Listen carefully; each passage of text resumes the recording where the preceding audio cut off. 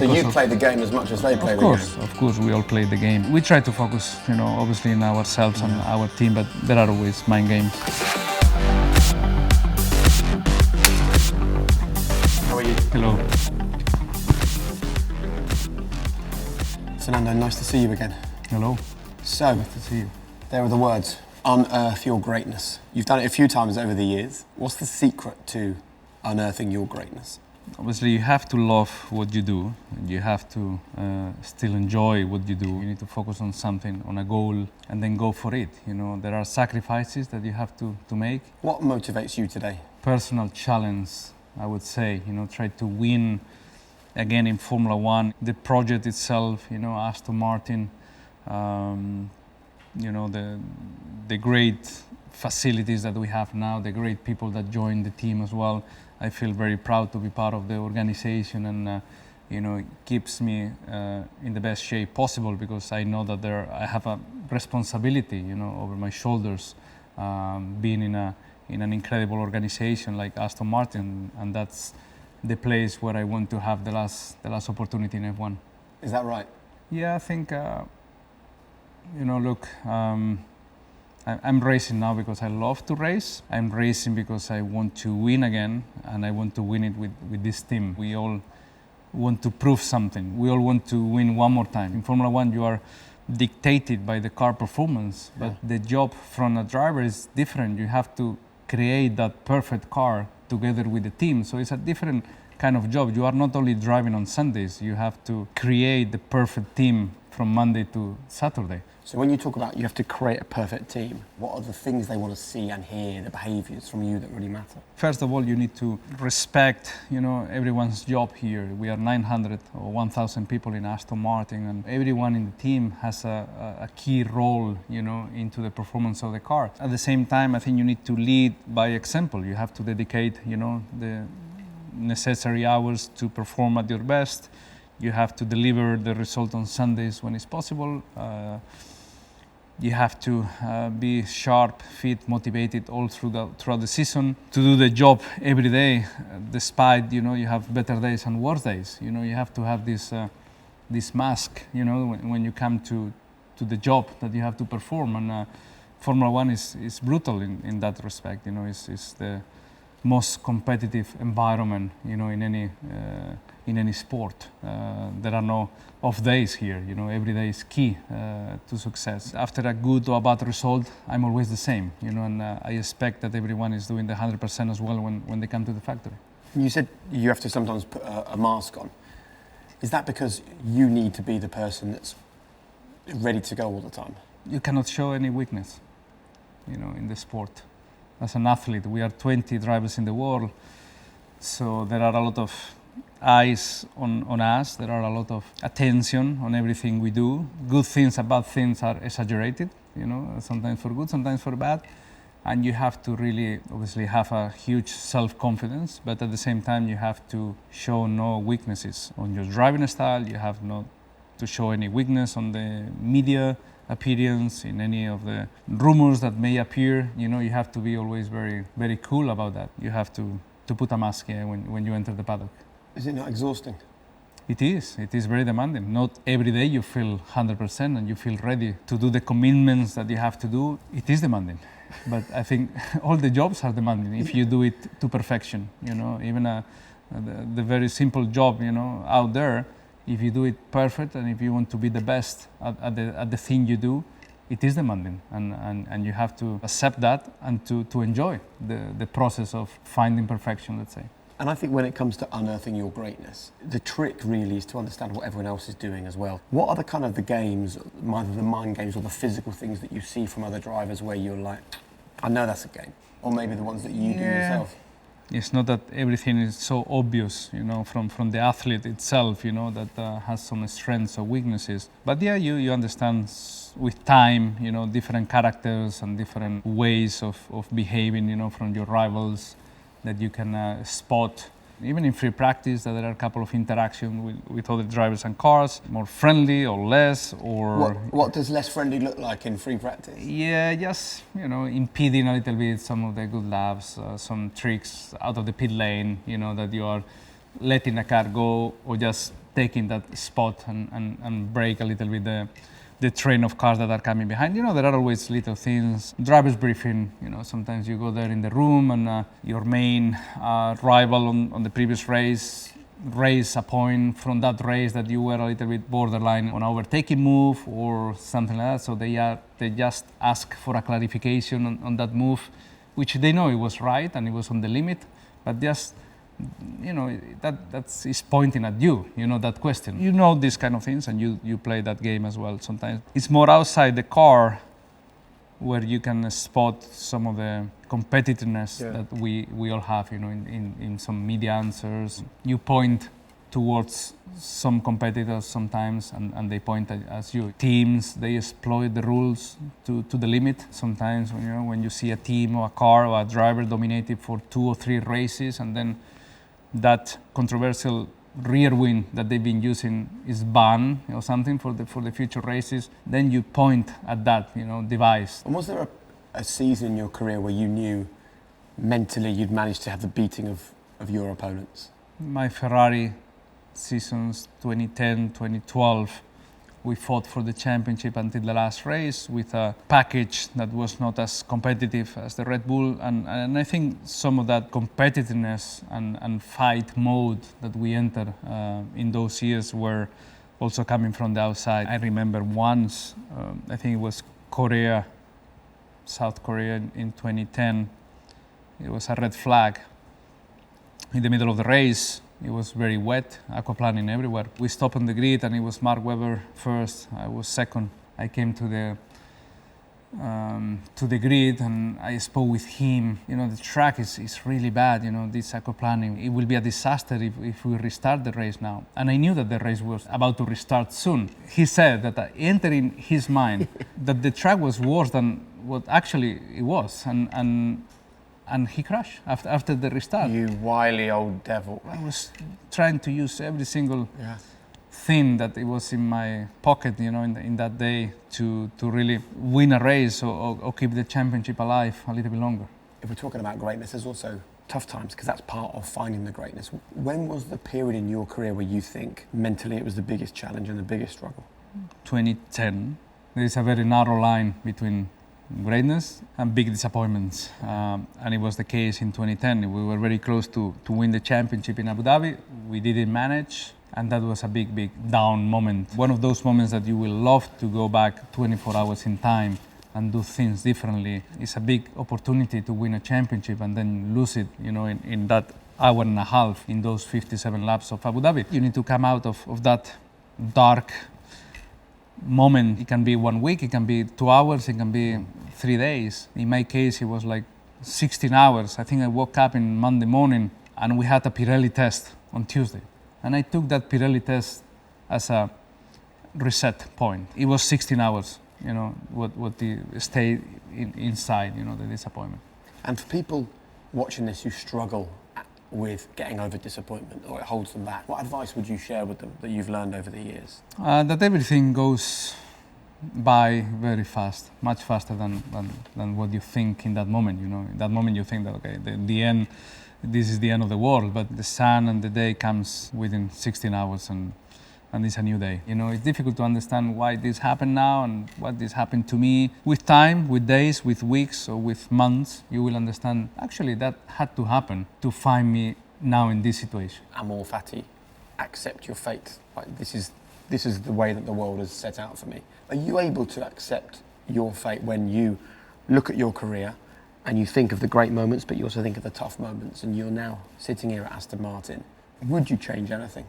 If I change something, I will not maybe be here now, and I will not be who I am now. So it is tricky always. Obviously, if you have the crystal ball and you go back in time and you do things differently, in Formula One it's very easy to choose different teams. Maybe you win more championships or you are in a different position, but I'm happy. You know, I think all the decisions that I made, all the mistakes and good things that I made had to happen, and they were there for a reason. What would you say is the biggest lesson you've learned from success?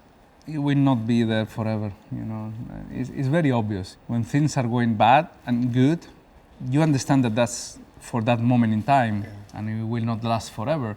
But you still believe in that right moment that they will be forever. You know, I don't know why. Even if we know, you think that winning races that will be, you know, from now on, the normality, winning championships, that's my destiny. You know, these kind of things, you know, in that moment. So I would say that now, when I have success, or if I do have success in the future, I will enjoy more that moment, because I know that the following week it will vanish somehow. You know, it will stay there forever in the book, something like that. But the personal feeling will just dramatically go down. It's just a moment of high, and probably I didn't enjoy as much as I should in the past. You mentally go and transport to the future and just thinking of the next championship. I won the championship in 2006, and I was thinking, okay, now I go to McLaren in 2007, so I need to adapt. So you were always thinking of the next? Always, and I didn't enjoy the moment, because I thought somehow that was the normality. Yeah. So with time and with maturity, you learn those things. We're discussing greatness, right? But greatness is only great for you if you actually stop to enjoy the greatness. If you move on instantly, how great actually was it? You know, you might get a race win this weekend for Aston Martin, and it might feel like the greatest thing you've ever done, because you've learned that you have to enjoy every moment. But then I also think that if you're searching for greatness, do you have time to really stop and enjoy those moments? Because your competitors might not be doing that. Agree. I think it's an interesting point, because probably you will not achieve greatness if you do enjoy the success. So what's the point? I think you have to combine both things. Greatness can only be achieved if you constantly search for the next success. To make a difference in an ultra competitive sport, it means that you need to do something extraordinary, and you have to do something that probably has been never done before. You have to be always in a constant mood of just sacrificing everything for the next success, and that's very difficult to do in life. Absolutely, and I think this also applies to everyone watching this, everyone in this room now. I think so many people live their lives thinking, I'll be happy when I have some success. And it's only when we stop and look back we realise the happiness should have been in the struggle, in the sacrifice, in the challenge. You have to enjoy the journey. In a way, it was happening in my career as well after Formula One. I always thought that the prototype cars and the Le Mans cars were the ones that I really loved to see.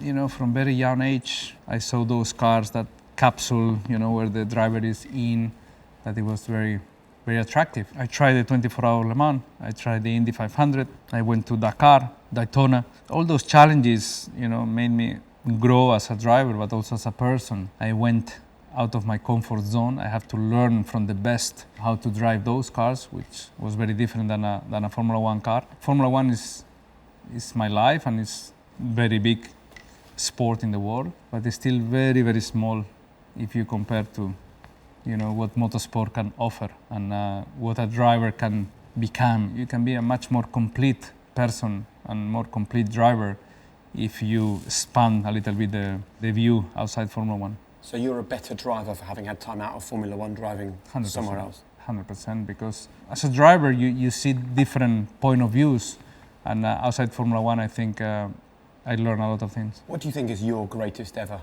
F1 drive?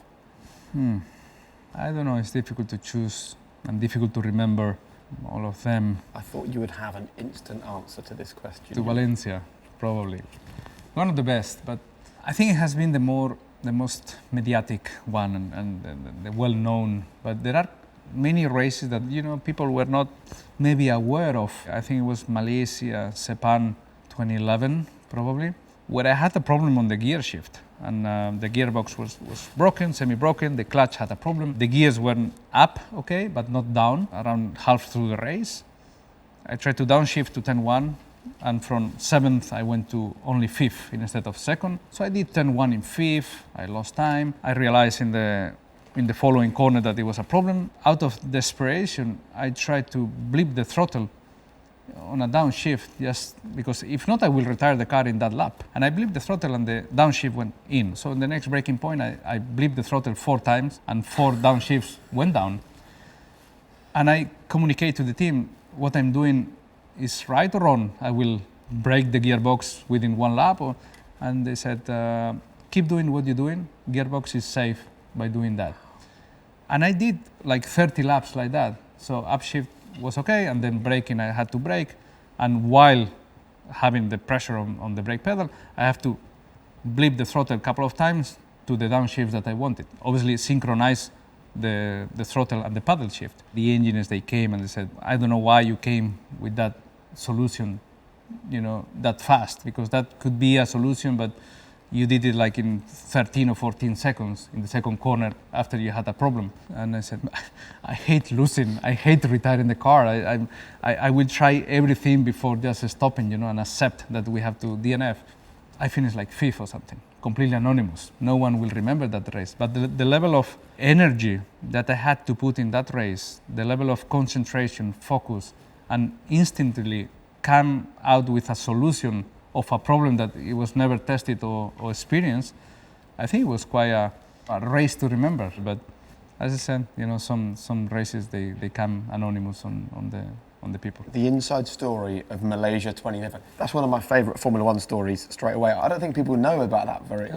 No, they don't know much. No. That's also a good reminder that when we are unearthing our own version of greatness, it's about what matters to us. It's not about the public opinion of that. And when things are a challenge as they are now for race results at Aston Martin, what's the secret to remaining optimistic, to remaining hopeful? You have to trust the team and the people that we have in the factory. I think the latest recruitment that we had, and the new people that came brought us a reset on expectations and motivation. If you don't see any change when the situation is not good, then it becomes a problem. Then you lose the trust. You don't see the light at the end of the tunnel. But I think in Aston, what I found is a team and a leadership that they are never happy until we win. And a couple of weeks before the news broke that Adrian Newey was joining this team, I had a chance to speak with him and I said, what are you most excited about? And he said, I've never had the chance to work with Fernando Alonso. You'd also never had the chance to work with Adrian Newey, and now you're doing that here. When you think about Adrian Newey and greatness, what do you think about?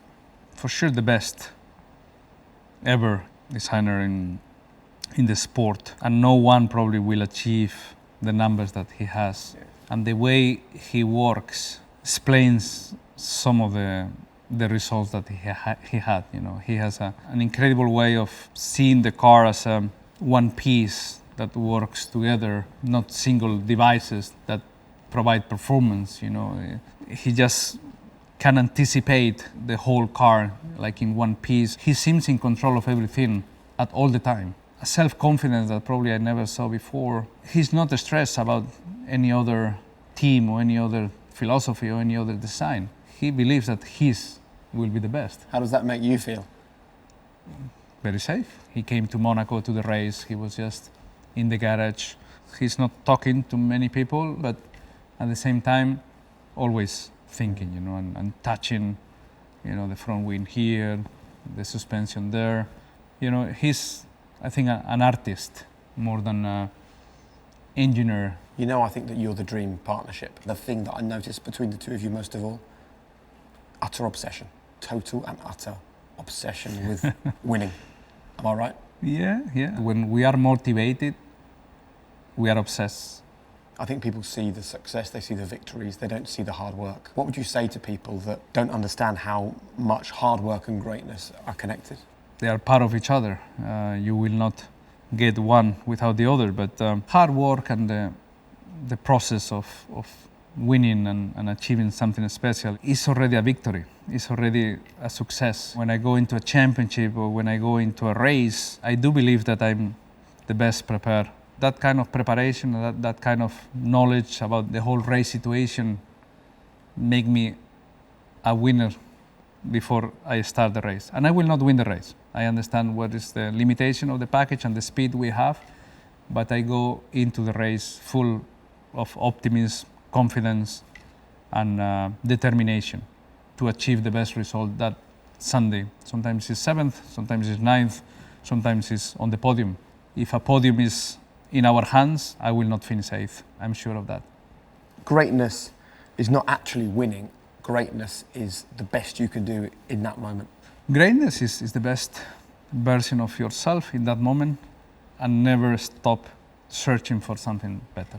That's greatness for me. What a great conversation. I love that, mate.